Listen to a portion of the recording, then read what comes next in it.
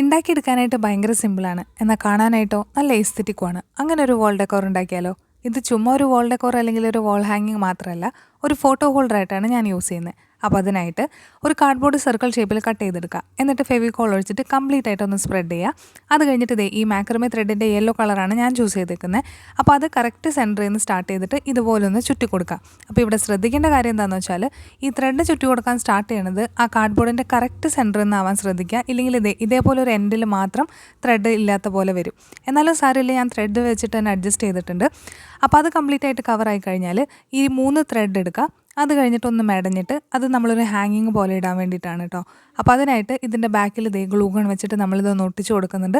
അത് കഴിഞ്ഞിട്ട് കുറച്ച് ഫേക്ക് ഫ്ലവേഴ്സ് വെച്ചിട്ട് ഒന്ന് ഡെക്കറേറ്റ് ചെയ്യുന്നുണ്ട്. അത് കഴിഞ്ഞിട്ട് നമ്മൾ ഏത് ഫോട്ടോയാണ് വെക്കാൻ പോകുന്നത് അത് കറക്റ്റ് സർക്കിൾ ഷേപ്പിലൊന്ന് കട്ട് ചെയ്തെടുക്കുക. ഞാൻ മോളുടെ കുഞ്ഞിലെ ഫോട്ടോയാണ് വെക്കുന്നത്. അത് കഴിഞ്ഞിട്ട് ഇതുപോലെ ലെറ്റേഴ്സുള്ള ബീഡ്സ് നമുക്ക് മേടിക്കാൻ കിട്ടും. അത് വെച്ചിട്ട് വേണമെങ്കിൽ പേര് എഴുതണമെങ്കിൽ അങ്ങനെയും ചെയ്യാം. അപ്പോൾ കാണാൻ നല്ല അടിപൊളിയല്ലേ? അപ്പോൾ വീഡിയോ ഇഷ്ടപ്പെട്ടാൽ ലൈക്ക് ചെയ്യുക.